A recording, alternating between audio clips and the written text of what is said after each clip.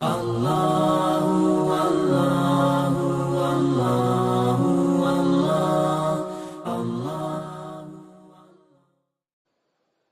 تیسری توحید ہے توحید اسماء و صفات. پہلی توحید کون سی تھی میرے بھائی؟ توحید ربوبیت. دوسری توحید الوہیت. تیسری کیا ہے؟ توحید اسماء و صفات. اسماء کس کو کہتے ہیں؟ ناموں کو. صفات صفتوں کو. یعنی کہ اللہ کے جو نام ہیں وہ مانیں آپ، کسی اللہ کے نام کا انکار نہ کریں.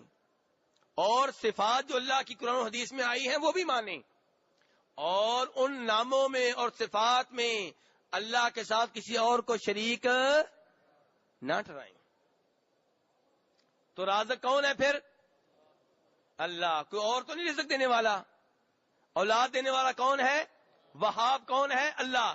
تو پھر داتا کسی اور کو نہیں کہنا. تو یہ ہے میرے بھائی توحید اسماء و صفات، کہ اللہ کے جو نام قرآن پاک میں اور حدیث نبویہ میں آئے ہیں، اور اللہ کی جو صفات آئی ہیں ان کو مانیں. غفور اللہ کا نام ہے، بخشنے والا. اللہ کی صفت کیا ہوئی؟ مغفرت، بخشنا. اللہ کا نام ہے رحمان، صفت کیا ہوئی؟ رحمت کرنا. یہ اللہ کے جتنے بھی نام آئے ہیں، اللہ نے اپنی ذات کے بارے میں جو کچھ بتایا ہے، جیسے بتایا ہے ویسے اس کے اوپر ایمان لے آئیں. مثلا ایک صفت لے لیتے ہیں اللہ تعالیٰ کی آپ کے سامنے. اللہ کا نام ہے العلیز. اللہ کا نام کیا ہے؟ العلیز. کیا مطلب؟ بلند و بالا ذات. العلی کا معنی کیا ہے؟ بلند و بالا. تو صفت کیا ہوئی؟ علو. جیسے میں نے کہا تھا نا، غفور نام ہے، صفت کیا ہے؟ مغفرت. رحمان و رحیم نام ہے، صفت کیا ہے؟ رحمت. ایسے ہی اللہ کا نام ہے العلی، بلند و بالا ذات، اور صفت کیا ہوئی؟ علو، بلند ہونا. اب آپ کیا مانیں گے؟ اللہ بلند ہے کہ ہر جگہ ہے؟ اللہ بلند ہے. اور کیا دلیل ہے؟ الرحمن علی العرش استوى، کہ اللہ تعالیٰ عرش پہ مستوی ہیں. مستوی کا معنی بھی ہوتا ہے بلند ہونا. تو اللہ عرش کے اوپر بلند ہیں. کیا اللہ عرش کے محتاج ہے؟ نعوذ باللہ. اللہ عرش کے محتاج نہیں ہے، عرش اللہ کا محتاج ہے. عرش کو اٹھانے والے فرشتے اللہ کے محتاج ہیں. اللہ عرش کا محتاج نہیں ہے، لیکن اللہ عرش کے اوپر بلند ہیں. تو اللہ ہماری دائیں سائڈ پہ ہیں، بائیں سائڈ پہ ہیں، آگے ہیں، پیچھے ہیں کہ اوپر ہیں؟ اوپر ہیں. اللہ کہاں ہے میرے بھائی؟ یہ اللہ کی صفت اللہ نے خود بتائی ہے. کیسے ہے ہمیں نہیں پتا. امام مالک رحمہ اللہ کے پاس ایک آدمی آیا، اس نے کہا جی قرآن پاک میں آتا ہے استوا، کہ اللہ مستوی ہیں. یہ استوا کیسے ہے؟ اللہ کیسے مستوی ہیں؟ دھیان سے سنیں میرے بھائی، یہ بات سننے والی ہے. اللہ کیسے مستوی ہیں؟ امام مالک رحمہ اللہ نے فرمایا الاستواء معلوم والکیف مجہول والسؤال عنہ بدعہ والایمان بہ واجب. کہ عربی میں ہم جانتے ہیں کہ استوا کا مطلب کیا ہے. کیا مطلب ہے استوا کا؟ بلند ہونا، یہ ہم جانتے ہیں. اور تو پوچھ رہے کیفیت کے بارے میں کہ کیسے اللہ بلند ہیں. کیفیت اللہ تعالی نے نہیں بتائی. مجہول، یہ بات ہم نہیں جانتے، ہمارے علم میں نہیں ہے. والسؤال عنہ بدعۃ، جب اللہ نے اپنے بلند ہونے کی کیفیت نہیں بتائی، اس کے بارے میں سوال کرنا، اس کو جاننے کی کوشش کرنا، بدعۃ، یہ بدعت ہے. والایمان بہ واجب، لیکن یہ ماننا پڑے گا کہ اللہ بلند ہے. ایسے اللہ کی ساری صفات ہے میرے بھائی. آپ اردو کے کئی قرآن پاک اٹھائیں گے، استوا کے نیچے معنی لکھا ہوگا اللہ عرش پہ غالب آ گیا. یہ تعویل ہے، یہ تحریف ہے، تبدیلی ہے، یہ غلط معنی کیا گیا ہے. وہ کہتے ہیں نہیں جی یہ کیسے ہم مان لیں کہ اللہ اوپر ہیں. عقلی دلیلیں ایسی لائیں گے کہ عام آدمی ان سے متاثر ہو جائے گا. نہیں میرے بھائی، ایسے لوگوں کی باتوں میں نہیں آنا. ہم کہیں گے اللہ اپنے بارے میں بہتر جانتے ہیں، اللہ نے جو بتا دیا صحیح بتا دیا. اور جب آپ نے یہ مان لیا کہ اللہ اوپر ہیں، تو اس سے اس عقیدے کا رد ہو گیا جو عقیدہ عام طور پہ لوگوں میں پھیلا ہوا ہے. وہ کیا ہے؟ عقیدہ وحدت الوجود. کیا کہتے ہیں جی؟ اللہ ہر وجود کے اندر ہیں، اللہ ہر ایک کے اندر ہے. نعوذ باللہ. اللہ مرد کے اندر بھی، عورت کے اندر بھی. نعوذ باللہ. اس آدمی کے اندر بھی اللہ تعالیٰ جو باتھ روم میں ہے. نعوذ باللہ، یہ میں نہیں کہہ رہا، یہ میں آپ کو بیان کر رہا ہوں کتنا غلط عقیدہ ہے. اگر آپ یہ عقیدہ اپناتے ہیں وحدت الوجود، کتنا اس کے غلط نتائج برآمد ہوتے ہیں، میں وہ بتانا چاہ رہا ہوں تاکہ آپ اس عقیدے سے توبہ طیب ہو جائیں. جب فرعون کی عبادت ہو رہی تھی تو ان کے نزدیک تو فرعون کے اندر اللہ ہے، تو پھر وہ اللہ کی عبادت ہو رہی تھی، شرک نہ ہوا. اور اس کی یہ بات ٹھیک ہوگی، اس نے کہا تھا انا ربکم الاعلی، میں تمہارا رب ہوں، کیونکہ اس کے اندر رب ہو رہا تھا. نعوذ باللہ نعوذ باللہ. تو میرے بھائی بہت غلط عقیدہ ہے عقیدہ وحدت الوجود. میں اس کی مزید تفصیلات بیان نہیں کرنا چاہتا کیونکہ بڑی گندی تفصیلات ہیں اس کی، کراہت آتی ہے، نفرت ہو جاتی ہے اس عقیدے سے. تو اس لیے قرآن پاک نے 7 مرتبہ بیان کیا ہے، 7 مرتبہ کہ اللہ عرش پہ مستوی ہیں. اللہ کہاں مستوی ہے میرے بھائی؟ عرش پہ بلند ہیں. لیکن اللہ کسی کے محتاج نہیں ہے، نہ عرش کے نہ کسی اور چیز کے. اچھا، اب اس کا پھر کیا مطلب ہے جو کہہ دیتے ہیں جی اللہ تعالی ہر ایک کے ساتھ ہیں؟ اگر اللہ عرش پہ ہیں، اوپر ہیں، تو اس کا کیا مطلب ہے میرے بھائی؟ عقیدہ سمجھیے، عقیدہ یہ سمجھنے والا ہے کہ اس کا پھر کیا مطلب ہے اللہ تعالی ہر ایک کے ساتھ ہیں. میرے بھائی تفصیل بیان کرنے سے پہلے میں ایک مثال کی طرف آنا چاہوں گا. سورج کہاں پہ ہے اور اس کی روشنی؟ جی ہر جگہ پہ. چاند رات کو کہاں ہوتا ہے اور اس کی چاندنی؟ اللہ تبارک و تعالیٰ اوپر ہیں ذاتی طور پہ، لیکن اللہ کا علم ہر جگہ پہ.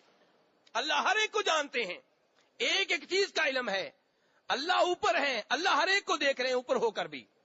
اللہ اوپر ہے، ہر ایک کی سن رہے ہیں. اللہ اوپر ہے، ہر ایک اوپر اللہ کا کنٹرول ہے، اللہ کی قدرت ہے. اللہ کا علم، اللہ کا سننا، اللہ کا دیکھنا، اللہ کی قدرت، اللہ کا کنٹرول ہر ایک کے اوپر ہے. اسی لیے اللہ تبارک و تعالیٰ نے موسیٰ علیہ السلام سے اور ہارون علیہ السلام سے کیا کہا تھا کہ فرعون کی طرف جاؤ جاؤ، اننی بے شک میں معکما تمہارے ساتھ ہوں. یا اللہ تو کیسے ہمارے ساتھ ہے؟ اللہ نے خود ہی بتا دیا، اسمعو، کیا میں اسمعو، میں سن رہا ہوں، وارا، اور میں دیکھ رہا ہوں. تو اللہ کیسے ہیں ہمارے ساتھ؟ کہ اللہ سنتے ہیں، اللہ دیکھتے ہیں، اللہ کا کنٹرول ہے، اللہ کا علم ہمارے ساتھ ہے، اللہ کی صفات ہمارے ساتھ ہیں.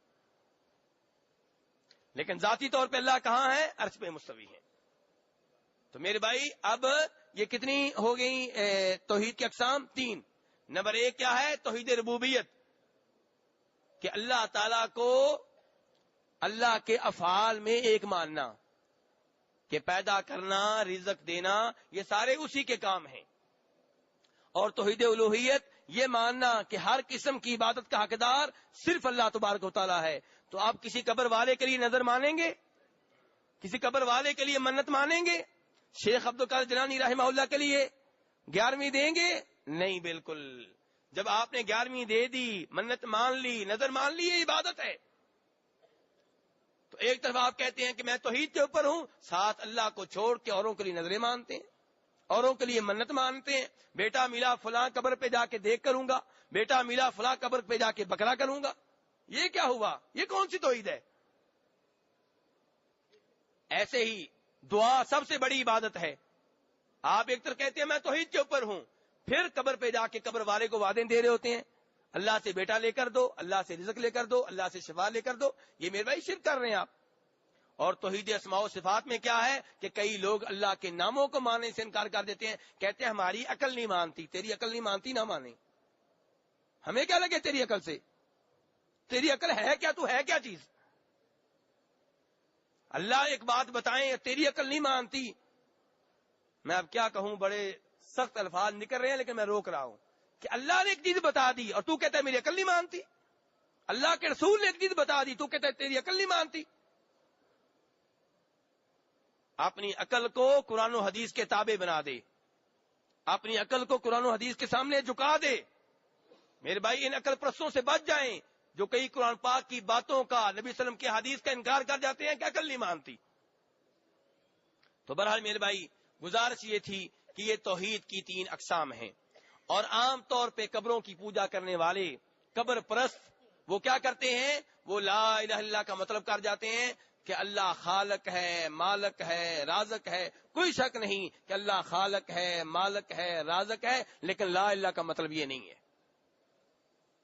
لا الہ کا مطلب کیا ہے؟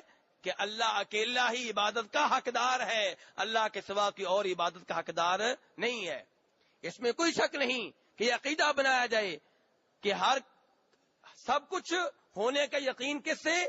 اللہ سے، اور اللہ کے سوا کسی اور سے کچھ بھی نہ ہونے کا یقین، لیکن یہ لا الہ کا مطلب نہیں ہے۔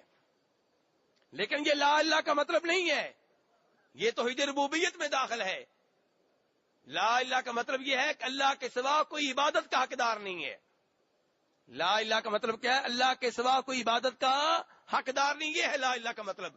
اور اسی کے اوپر اعتراض تھا اہل مکہ کو، اسی لیے انہوں نے اسلام قبول نہیں کیا۔ ان کو پتا تھا کہ اگر یہ کلمہ پڑھ لیا اپنے معبودان باطلہ کو چھوڑنا پڑے گا، اور اس لحاظ سے وہ آج کل کے قبر پرستوں سے، مشرکوں سے بہتر تھے کہ انہوں نے کہا ہم کلمہ ہی نہیں پڑھیں گے۔ جس کلمے کی وجہ سے ہمیں اپنے بزرگ چھوڑنے پڑیں، جس کلمے کی وجہ سے ہمیں اپنے معبود لات عزا ہبل کو چھوڑنا پڑے، انہوں نے کہا ہم یہ کلمہ نہیں پڑھیں گے۔ اور آج کا مسلمان کہتا ہے کلمہ پڑھیں گے، لیکن کیا کریں گے؟ جو 4-5 دن پہلے بتا چکا ہوں، آج پھر دہرانا چاہتا ہوں کیونکہ موضوع کے لحاظ سے بڑا اہم ہے۔ کیونکہ لوگ کہتے ہیں شاید یہ ایسے ہی بولتے رہتے ہیں، ورنہ ہر سائڈ پہ توحید ہی توحید ہے۔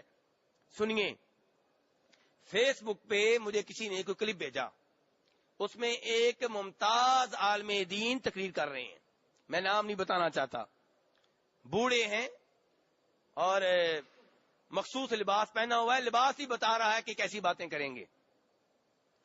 کیا کہہ رہے ہیں جناب؟ کہہ رہے ہیں کہ کسی جگہ پہ کچھ عیسائی تھے جو مسلمانوں کو تنگ کر رہے تھے۔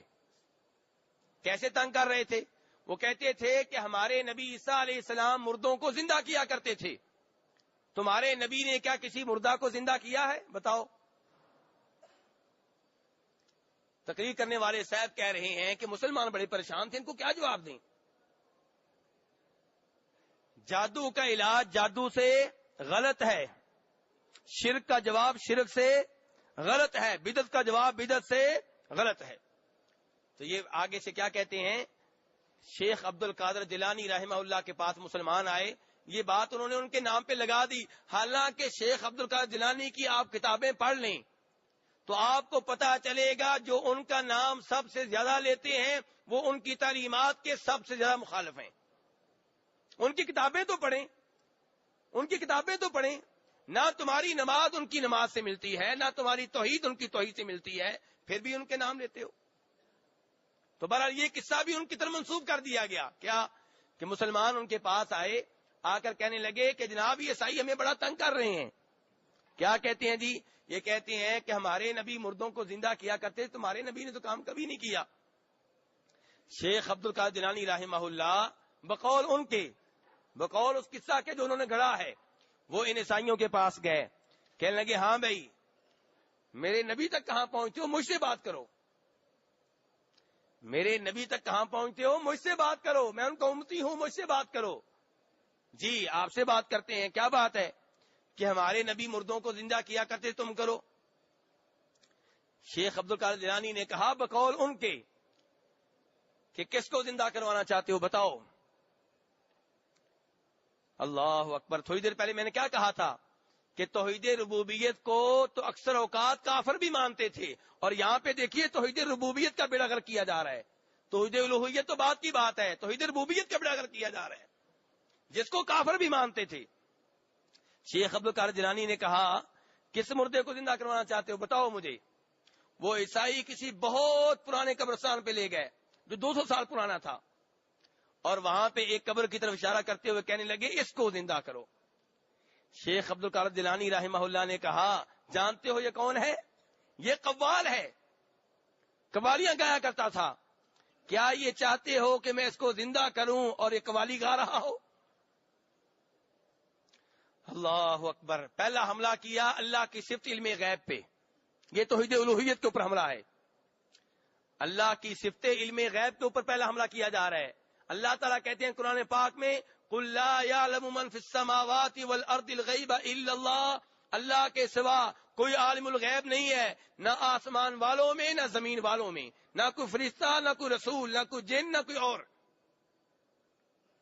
انبیاء کرام علیہ الصلوۃ والسلام کو اللہ تعالیٰ نے کئی غیبی باتیں بتائی ہیں، علم غیب نہیں دیا، چند ایک غیبی باتیں بتائی ہیں، چند ایک غیبی باتیں بتائی ہیں، اور وہ غیبی باتیں انبیاء کرام نے اپنے امتیوں کو بھی بتائی ہیں۔ ان کے بتانے سے کوئی عالم الغیب نہیں بن جایا کرتا۔ اب قبر میں 3 سوال ہوں گے نا۔ پہلا سوال کیا ہوگا؟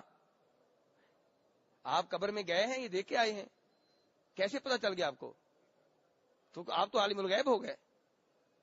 نہیں میرے بھائی، کسی کے بتانے سے چند باتیں معلوم ہو جائیں تو اسے عالم الغیب نہیں کہتے۔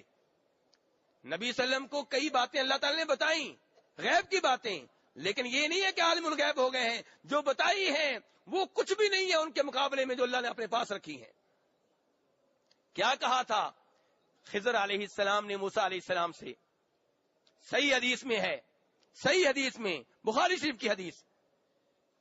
دونوں جب جا رہے تھے تو ان کے سامنے ایک پرندہ آیا، اس نے سمندر میں سے ایک قطرہ پانی لیا، اپنی چونچ میں قطرہ پانی لیا۔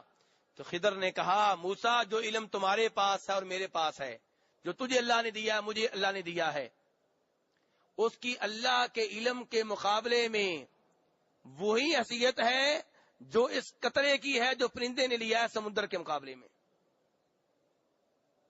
جان گئے میرے بھائی؟ پھر لوگ کہتے ہیں عالم الغیب، پھر لوگ کہتے ہیں عالم الغیب۔ اللہ صاف صاف کہے، اللہ کا رسول کہیں ساتواں اسپارہ ولا عالم الغیب، میں غیب نہیں جانتا۔ 9ویں اسپارے میں ولو کنت عالم الغیب، اگر میں غیب جانتا ہوتا مجھے کبھی کوئی تکلیف نہ پہنچتی۔ نبی چیختا رہے کہ میں عالم الغیب نہیں ہوں، صحابہ کرام کہتے رہے کہ آپ عالم الغیب نہیں ہیں، اللہ بتاتا رہے کہ آپ عالم الغیب نہیں ہیں، لوگوں کا پھر بھی کہنا نہیں جی عالم الغیب ہے۔ تو بہرحال یہاں پہ کیا کہہ رہے ہیں کہ شیخ عبد القادر جیلانی نے کیا کہا کہ قبر والا قوال ہے، اور چاہتے ہو کہ جب میں اس کو زندہ کروں تو یہ قوالی گاتا ہوا اٹھے؟ اور پھر کہا مجھے یہ بتاؤ کہ تمہارے نبی مردوں کو کیسے زندہ کیا کرتے تھے؟ انہوں نے کہا جی یہ بات تو آپ کے قرآن پاک میں لکھی ہوئی ہے کہ وہ کہتے تھے کم بِإِذْنِ اللہ، اللہ کے حکم سے کھڑے ہو جاؤ۔ اور یہ معجزہ تھا، آپ جانتے ہیں نا، یہ معجزہ تھا، اور معجزہ تھا۔ اور وہ مردہ کیوں اٹھتا تھا؟ جب نبی اللہ کے حکم سے کہتا تھا اللہ کے حکم سے اٹھو، اور کوئی کہتا رہے اللہ کے حکم سے اٹھو، مردہ پھر بھی نہیں اٹھے گا، لیکن جب اللہ اوپر سے آرڈر آئے گا تب اٹھے گا۔ اور معجزے ان کے بارے میں بات ہو چکی ہے کئی بار کہ یہ عام قوانین سے ہٹ کر ہوتے ہیں، عام اصولوں سے ہٹ کر ہوتے ہیں۔ تو یہ تو تھا معجزہ، اور وہ بھی عیسیٰ علیہ السلام کو کہنا پڑا کم بِإِذْنِ اللہ، اللہ کے حکم سے اٹھ جا۔ ان کے بقول یہ کہانی جو گڑی گئی ہے، یہ قصہ جو مشہور کیا جا رہا ہے، اس میں کیا کہا جا رہا ہے؟ شیخ عبد القادر جیلانی نے کہا تمہارے نبی کہتے تھے کم بِإِذْنِ اللہ، اور میں کہتا ہوں کم بِإِذْنِ عبد القادر، اے مردے تو عبد القادر جیلانی کا حکم ہے کھڑے ہو جاؤ۔ بتائیے اہل مکہ کو کراس کیا کہ نہیں کیا؟ ان کے سامنے اہل مکہ شرمائیں گے کہ نہیں شرمائیں گے؟ یہ مسلمان ہیں دین دیکھ کے شرمائیں یہود، یہ مسلمانوں کی توحید کا حال ہے۔ کیا چھوڑا ہے تم نے اللہ تعالیٰ کے لیے؟ توحید ربوبیت میں شرک کرتے ہو، رکوع سجدے میں شرک کرتے ہو، جانور ذبح کرتے ہوئے شرک کرتے ہو، نذر و نیاز مانتے ہوئے شرک کرتے ہو۔ کون سی چیز ہے تو تم نے اللہ کے لیے خالص چھوڑی ہے؟ طواف بھی تم نے شروع کر رکھے ہیں مختلف جگہوں کے اوپر، بیت اللہ بھی تم نے بنا رکھے ہیں، کعبے بھی تم نے بنا رکھے ہیں، تم نے چھوڑا کیا ہے؟ اور اب تو انٹرنیٹ کا زمانہ ہے، اب تو انکار بھی نہیں کر سکتے۔ پہلے انکار کر لیتے تھے یہ لوگ، اب کیسے انکار کریں گے؟ سجدے ہو رہے ہیں، تصویریں موجود ہیں، ویڈیو موجود ہیں، سجدے کیے جا رہے ہیں، اور پیر صاحب جناب ایسے اکڑ کے بیٹھے ہوئے ہیں، سجدہ ہو رہا ہے۔ جب نبی صلی اللہ علیہ وسلم کو جناب معاذ نے سجدہ کیا تھا تو آپ جناب معاذ پہ ناراض ہوئے تھے اور کہا تھا معاذ یہ کیا؟ تو معاذ نے کہا تھا اللہ کے رسول صلی اللہ علیہ وسلم ہم لوگ شام میں گئے، شام میں دیکھا کہ شام کے لوگ اپنے بڑوں کو، اپنے بادشاہوں کو، اور اپنے علماء کو، اپنے صوفیوں کو، اپنے درویشوں کو سجدے کرتے ہیں۔ تو ہم نے کہا اگر سجدہ ان کو ہو سکتا ہے تو آپ کی شان تو کہیں زیادہ بلند ہے. یہ لوگ ایسے ہی شرک کا مقابلہ شرک سے کرنا چاہتے ہیں. لوگ بدعتوں کا مقابلہ بدعتوں سے کرنا چاہتے ہیں. جب دیکھتے ہیں عیسیٰ علیہ السلام کا یوم ولادت کرسمس کی شکل میں منایا جا رہا ہے، کہتے ہیں اللہ کے رسول کا بھی مناؤ. شرک کا مقابلہ شرک سے، بدعتوں کا مقابلہ بدعتوں سے کرنا چاہتے ہیں. اب معاذ بن جبل آئے، انہوں نے اللہ کے رسول کو سجدہ کر ڈالا. اللہ کے رسول نے کہا معاذ یہ کیا؟ انہوں نے پھر بات بتائی کہ ہم نے ادھر یہ دیکھا ہے تو آپ کی شان تو کہیں زیادہ بلند ہے. تو فرمایا معاذ اگر اللہ کے سوا کسی اور کے لیے سجدہ جائز ہوتا تو میں عورت کو حکم دیتا کہ اپنے خامن کو سجدہ کرے، لیکن سجدہ اللہ کے سوا کسی اور کے لیے جائز نہیں ہے. تو میرے بھائی یہ ہے حال ہماری توحید کا. اور پھر لوگ کہتے ہیں ہم ذلیل کیوں ہیں، ہم رسوا کیوں ہیں، اور وہ توحید کی بات نہیں کریں گے. پھر بھی ان کے منہ سے کیا نکلے گا؟ بھی اگر ہم غالب آنا چاہتے ہیں تو سائنس میں ترقی کریں، جہاز بنائیں، ٹیکنالوجی یہ میرے بھائی یہ سب ٹھیک ہے، میں اس کا انکاری نہیں ہوں، میں دنیا کی ترقی کا انکاری نہیں ہوں، لیکن پہلے اپنا دین ٹھیک کریں، پہلے اپنی توحید ٹھیک کریں، پہلے شرک و بدعات سے توبہ طیب ہو جائیں، ورنہ آپ کے اوپر وہ ایت فٹ آئے گی جو اللہ نے کافروں کے لیے کہی ہے، یعلمون ظاہرا من الحیات الدنیا وہم عن الآخرۃ ہم غافلون، کہ ان کو دنیا کی باتوں کا علم ہے، دنیا کی سائنس کا علم ہے، دنیا کے ان کے پاس معلومات ہیں، لیکن آخرت کے علم کا ان کے پاس کوئی عطا پتہ نہیں ہے. یہ اللہ نے کافروں کے بارے میں کہا ہے کہ یعلمون علم ہے ان کے پاس، کس کا؟ ظاہرا من الحیات الدنیا، لیکن جو آخرت کا علم ہے اس سے غافل بے خبر ہے، ان کو پتہ ہی نہیں. اور جناب عمر فاروق رضی اللہ عنہ نے کہا تھا کہ تمہاری ترقی کا راز اسی امر میں ہے جس امر سے ترقی ملی تھی تمہارے پہلوں کو، اور پہلوں کو ترقی ملی تھی دین کی وجہ سے، توحید کی وجہ سے. جب یہاں پہ جس ملک میں آپ بیٹھے ہوئے ہیں یہاں پہ توحید آئی، اللہ نے پیٹرول نکال دیا، ورنہ یہاں پہ جو فقر تھا، جو مسکینی تھی، اس کے بارے میں آپ سوال نہ کریں، بہت برا حال تھا. لیکن جب توحید آئی اللہ کی نعمتیں نازل ہونے لگیں. اللہ تعالی نے کہا نہیں ہے قرآن پاک میں وَلَوْ أَنَّ أَهْلَ الْقُرَىٰ آمَنُوا وَاتَّقَوْا لَفَتَحْنَا عَلَيْهِمْ بَرَكَاتٍ مِّنَ السَّمَاءِ وَالْأَرْضِ، کہ اگر زمین والے اللہ کے اوپر، اللہ کے رسول کے اوپر، اللہ کے قرآن کے اوپر، اللہ کے فرشتوں کے اوپر، تقدیر کے اوپر، آخرت کے اوپر صحیح معنوں میں ایمان لے آئیں، واتقوا، متقی پرہیزگار بن جائیں، گناہوں سے دور رہیں، لفتحنا علیہم برکات من السماء والارض، ہم ان کے اوپر آسمانوں و زمین کی برکتوں کے دروازے کھول دیں گے. ہم تو مائل بھی کرم ہے، کوئی سائل ہی نہیں، راہ دکھائیں کسے کو راہ روے منزل ہی نہیں. تو میرے بھائی، اور اللہ نے ایک اور جہاں پہ کیا کہا تھا؟ الذین آمنوا ولم یلبسوا ایمانہم بظلم اولئک لہم الامن وہم مہتدون. تو اللہ پہ، اللہ کے رسولوں پہ، اللہ کے فرشتوں پہ، اللہ کی کتاب پہ، آخرت پہ، تقدیر پہ صحیح معنوں میں ایمان لے آئیں، اور ایمان میں شرک کی ملاوٹ نہ ہونے دیں. اولئک لہم الامن، ان کے لیے ہے امن، ان کے لیے ہے سکون، ان کے لیے ہے دل کا چین، قرار ان کو ملے گا. ورنہ وہی بے چینی، وہی افراتفری، وہی نیند کا نہ آنا، وہی دھماکے، وہی آپس میں ایک دوسرے سے لڑنا، وہی بے سکونی، یہ سب کچھ ہوگا. لیکن جو صحیح معنوں میں توحید کے اوپر ہوں گے، فرمایا وہم مہتدون، یہ ہے ہدایت یافتہ دنیا میں بھی آخرت میں بھی. اللہ تبارک و تعالیٰ سے دعا ہے کہ ہمیں توحید کو صحیح معنوں میں سمجھنے کی توفیق عنایت فرمائے. وآخر دعوانا الحمدللہ رب العالمین.